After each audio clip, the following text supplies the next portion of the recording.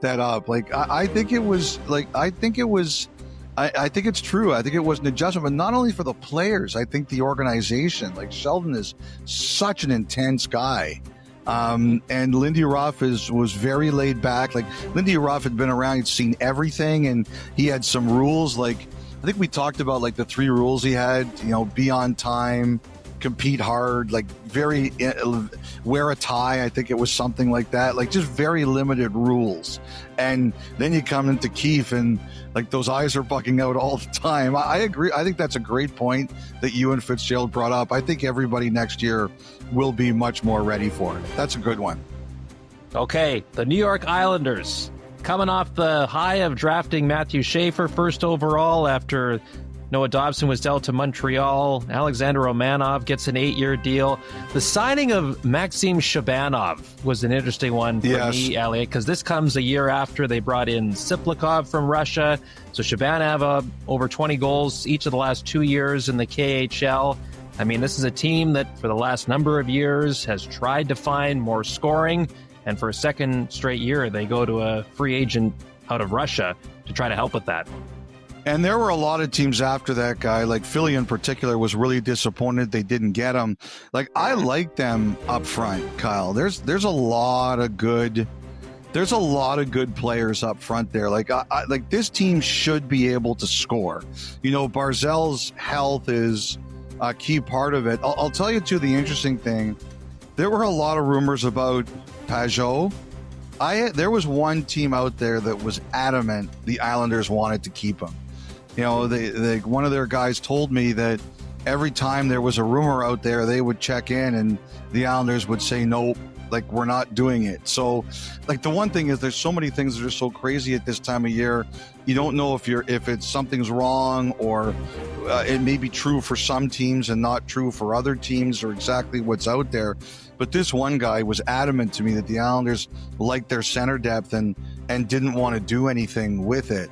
Drouin, I thought, like, the one thing that Darce was pretty clear about was, aside from Romanov, who's their own guy, he wasn't doing term. And I think Drouin had 2 years at $4 million. Patrick Waugh knows him really well. Like, I think the thing that Drouin's done that's very smart is the last couple of years, he put himself with Nathan McKinnon, who knew him really well.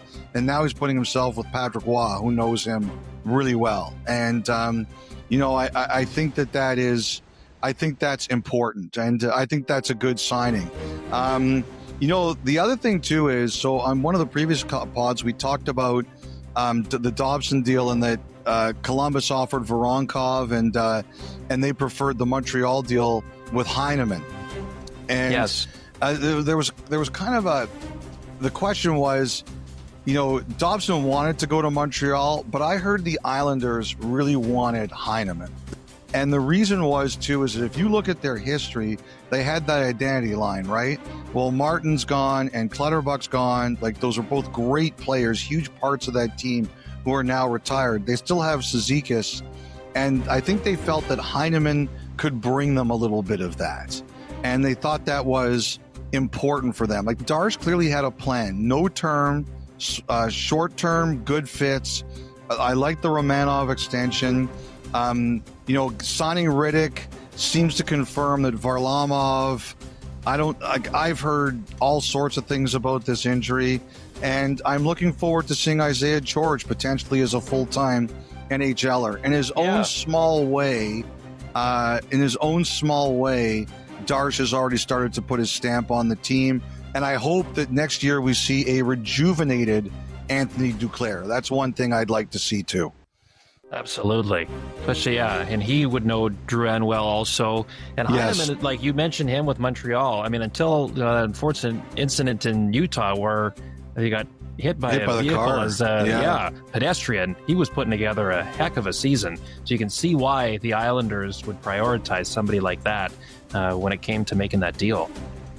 So I mean, it's going to be a really competitive division. I see Darce's vision, at least for this year. It makes sense to me. Okay, across the Brooklyn Bridge to Manhattan, the New York Rangers. So Chris Drury acknowledged that, yes, what we watched a lot of last season, that the Rangers struggled with defending the high danger areas of the ice last year. So in comes Vladislav Gavrikov for 7 years at $7 million AAV. How long have the Rangers been hoping, wishing, dreaming up the opportunity to bring that player to the Big Apple? Well, it sounds like for a while. I really like Gavrikov. I think he's a heck of a player. Obviously he's going to help them a lot. I heard they tried to do a sign and trade with him too. Until he hit the market on July 1st, there was talk that they were going to try to trade him or the Rangers were going to try to trade for him to get the 8th year. And you know what? Like, he didn't get the 8th year. He still got 7 times 7, but that says to me that guy really wanted to be a Ranger. And that's a good sign. You're not dragging someone to play for you because you're throwing the biggest offer out there. You're getting a guy that honestly wants to play for you. Look, they weren't willing to make the same gamble contract-wise on Miller that Carolina was, as we said. So if you're not going to do that, it's best to move on. I actually really thought that Drury had a really good start to the offseason. He got Will Cooley done. Like, we were all sitting here saying, is Cooley going to get an offer sheet? We missed the guy who was going to get the offer sheet. That was Miller. But he gets Cooley done at a very reasonable number. I think the other thing, too, Kyle, is that the biggest win for Drury and the Rangers is there was no drama. Like, after a season of drama, there was none of that. And, like, for example, like Kreider thanked them on the way out. It was clear the two sides worked together to get him to a place where he wanted to go. No noise. Not like the last couple of years. It's very clear they're working with Zibanejad. Sullivan goes to meet him. They're trying to figure out a way to make it all work. Avoid the noise. I mean, you never know if it will continue, but the bottom line is this season is not starting the way the last two did. 2 years ago, it was Barclay Goodrow. Last summer, it was Trouba. There's none of that right now. And they got a good player in Gavrikov. I think, the other thing, too, is I also like the Taylor Radish pickup. I thought he was good in Washington last year. And so the role I see him fitted for with the Rangers, I think that's a good role. The guy I really want to see take a step this year, because I've always thought there was a player there, is Parssinen. He hasn't shown it yet.